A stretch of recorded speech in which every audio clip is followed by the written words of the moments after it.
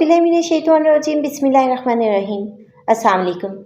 आप देख रहे हैं उर्दू एस्ट्रोलॉजी और मैं हूँ एस्ट्रोलॉजर अलमाज यूनुस।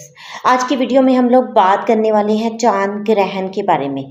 चांद ग्रहण जो कि 14 मार्च 2025 को होने जा रहा है। तो इसमें हम देखेंगे कि चांद ग्रहण जो है उसकी टाइमिंग क्या है, किस वक्त ये ग्रहण होगा और किस तरह से ये आम लोगों की ज़िंदगियों को मुतासिर करेगा। और ज़ायचा पाकिस्तान में हम देखेंगे कि इसके हमें क्या असरात देखने को मिलेंगे। तो ग्रहण पर बड़ी ही तफसीली वीडियो में बताऊंगी, इसके साथ आप लोगों को सदक़ात और रेमेडीज़ वगैरह बताऊंगी जो कि आप इस वक्त में कर सकते हैं। तो चलिए बढ़ते हैं अपनी आज की वीडियो की तरफ।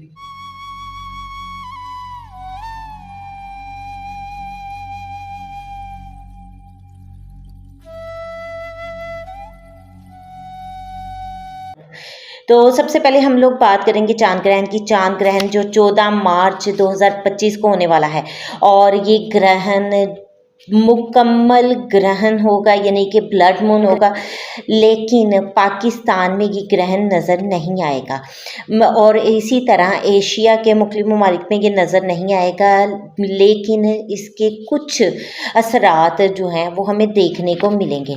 ग्रहण की अगर बात की जाए तो इसका आगाज़ 8:11 पर होगा सुबह, और ये सुबह 11:58 पर मुकम्मल होगा और इस ग्रहण का इख्तिताम दोपहर 3 बजे होगा।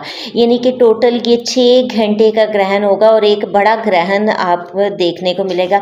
इस ग्रहण को आप टीवी वगैरह में देख सकते हैं, लेकिन पाकिस्तान में ये ग्रहण नज़र नहीं आएगा। अब इस ग्रहण के बायस से जाहिर सी बात है हमारे चार्ट में, ज़ायचा में बहुत सारी तब्दीलियाँ होती हैं, तो वो हम देखेंगे कि ये तब्दीलियाँ कौन कौन सी हमें देखने को मिलेंगी। सबसे पहले आपको बताती चलूँ कि ये ग्रहण ज़ायचा पाकिस्तान में सन की डिग्री के करीब लग रहा है, और अगर हम दिन प्रवेश बनाते हैं तो यहाँ पर सैटर्न और सन का कंजक्शन, एक रेयर कंजक्शन देखने को मिलता है, तो उसके भी असरात हमें नज़र आएंगे। हम बात करेंगे आम लोगों की ज़िंदगी पर।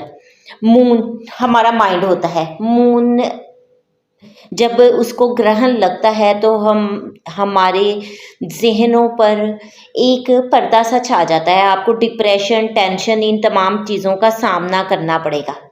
अब अगर हम देखें कि इस ग्रहण का पाकिस्तान की आवाम पर क्या असर पड़ता है, तो ज़ायचा पाकिस्तान को जब मैं मद्देनज़र रखती हूँ तो चौथे घर को ग्रहण लग रहा है और ये ग्रहण उत्तरा फाल्गुनी पर शुरू होगा और उत्तरा फाल्गुनी लीव साइन से स्टार्ट होता है और विर्गो में जाकर इसका इख्तिताम होता है।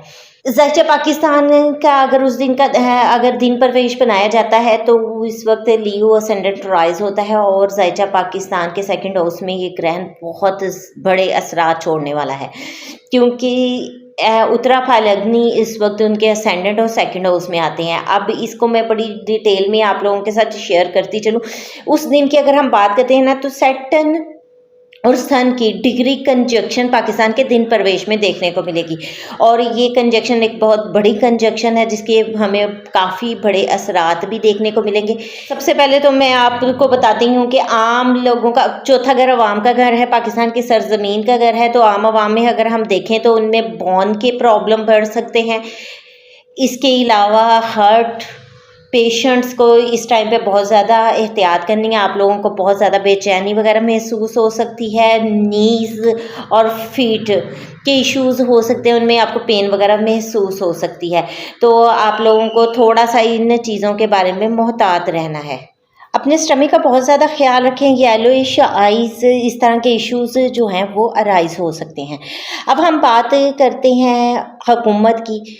सन अथॉरिटीज़ हुकूमत को शो करता है और सैटर्न आपके करियर और प्रॉब्लम्स, हार्ड वर्किंग वगैरह को, इन तमाम चीज़ों को डिनोट करता है। तो यहाँ पर हाई अथॉरिटी और गवर्नमेंट वगैरह को कुछ प्रॉब्लम्स वगैरह हो सकते हैं, और आम लोगों को अपने बॉसेस के साथ, फादर फिगर्स के साथ भी क्लैशेस देखने को मिल सकते हैं, कुछ कन्फ्लिक्ट आ सकते हैं, जिसको आप बहुत ज़्यादा सब्र और तहम्मुल के साथ और हार्ड वर्किंग के साथ कवर कर सकते हैं। सर पाकिस्तान का 4th हाउस है और वो अवाम और पाकिस्तान की सरजमीन का घर है, तो यहाँ पर अगर हम देखें तो बहुत सारे प्लैनेट्स का क्लस्टर बना हुआ है।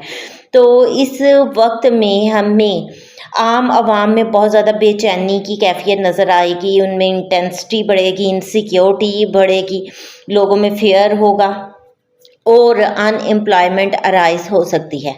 ये कंजक्शन जो है ज़ायचा पाकिस्तान के 7th हाउस में दिन प्रवेश में बन रहा है, तो जिसकी वजह से इनको मुखालिफ जो अपोजिशन जमातें हैं उनके साथ भी तनाज़ात की कैफियत बढ़ जाएगी, कुछ ट्रबल्स कन्फ्लिक्ट वगैरह अराइज हो सकते हैं। हुकूमत कुछ नए कवानीन राइज करने की कोशिश करेगी जिसकी वजह से अवाम में शदीद बेचैनी की कैफियत बनेगी और मुमकिन है कि अवाम बगावत की तरफ आ जाए। इस वक्त में स्टॉक मार्केट में मंदी आएगी, फ्लक्चुएशंस आएंगी और बेरोज़गारी बढ़ सकती है। तो ये एक छोटी सी वीडियो थी जिसमें मैंने प्रेडिक्शन की आप लोगों को बताया कि किस तरह से चीज़ों में डिस्टर्बेंस देखने को मिलेगी। बाकी अब आपको मून का सदक़ात बताती चलूँ, आप कोई भी सदका अपनी मर्ज़ी के मुताबिक दे सकते हैं। सबसे पहले तो एक चीज़ जब भी चांद ग्रहण होता है उस वक्त नमाज खसूफ अदा की जाती है। नमाज खसूफ कसरत से पढ़ें, अस्तगफिरुल्लाह का विर्द करें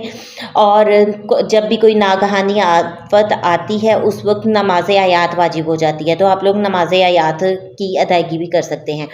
इस वक्त में कसरत से अस्तगफिरुल्लाह का विर्द किया जाए। सदकात में आप 2 किलो दूध सदका कर सकते हैं, 2 किलो आटा सदका कर सकते हैं, 2 किलो चावल सदका कर सकते हैं। जो पर्सन भी जिस चीज़ की इस्तात रखता हो उस चीज़ को सदका करे, तो इससे आपकी मुश्किलात में काफ़ी हद तक कमी आएगी। बेशक सदका बला को टालता है। इस मुख्तसर सी वीडियो के साथ ही मैं आप लोगों से इजाज़त चाहूँगी। अपना और अपने प्यारों का बहुत सा ख्याल रखिएगा और मुझे भी दुआ में याद रखिएगा। अल्लाह हाफिज़।